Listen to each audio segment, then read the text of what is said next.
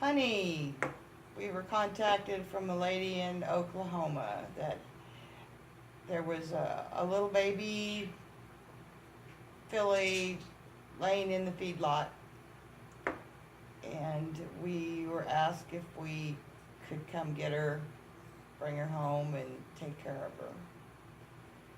Well, when we got there, there was also two geldings that were in the same little lot with her. And she was laying down in the hay between the two of them. And somebody had paid a bail to be able to get all three out.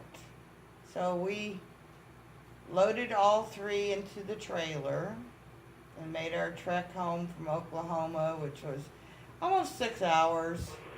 We had to take our time and stop every hour and see if they were okay, let them rest, get a little drink. And these two geldings, which we named Thor and Adonis, protected Honey, is what we called her, Honey. Tell you the story of Honey, how she got her name in a little bit. But they babysat her all the way back home from Oklahoma. In the days to come, Honey was very weak, very sick. On a feedlot, there's a lot of disease that makes horses sick. Thor and Adonis were 2 and 4 years old, so they had a little stronger immune system, were not nearly as emaciated. So worming with ivermectin and correct food, water, salt, they flourished pretty fast. Honey, on the other hand, her immune system was completely shot. She would try to eat and eat, but she had no strength and she would just crash. She couldn't get up on her own. She was dehydrated. She was dehydrated enough that she was laying there one morning and I couldn't get her up. And I called friends over and we called the vet. And one of the friends that came over used to be a vet technician, and she suggested getting some honey to get some glucose in her. So that's how it came about. We had her propped up with cushions from the couch, and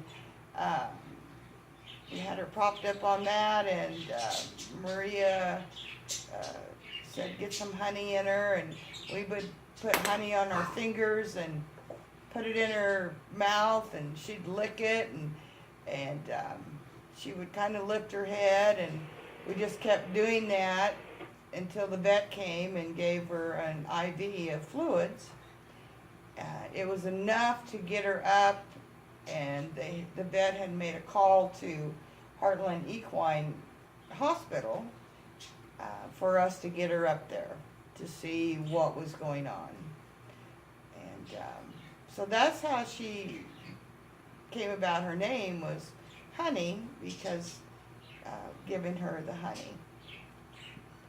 So we got her to Heartland. Actually, Maria and I rode in the back of the trailer all the way to Tonganoxie, making sure she didn't fall or hurt herself. That was a long ride in the back of that trailer. But they got her right in. They did a sonogram. Her intestines, everything was all inflamed and agitated and horrible. And we had to, they wouldn't keep her because they didn't have a quarantine place for horses that came off of a feedlot. And they sent her home with some psyllium tablets, and which it took us forever to get that pail of psyllium tablets down her. It was to go in and coat the tummy and help it relax, and we the little tablets would swell if they got wet. So we would try to put them in some molasses and stick it in her mouth, and then she'd spit it out. We'd have to pick it out, spit it, put it back in her mouth. But anyway, for 2 weeks after we started doing the psyllium, and she would continuously eat her Thrive. But it took about 2 weeks of when she'd lay down, she couldn't get up. She was just still so weak. And so some of her skin would, the hair would fall off, and she had open sores, like bed sores, because she would lay, and we would try to get her up, and we lifted her for 2 weeks, and she never gave up. She just, her eyes were always like, I'm not giving up. So we didn't give up. And her feet were abscessed, and she was a pitiful mess. But she was a fighter, so as long as she wanted to fight, we did too.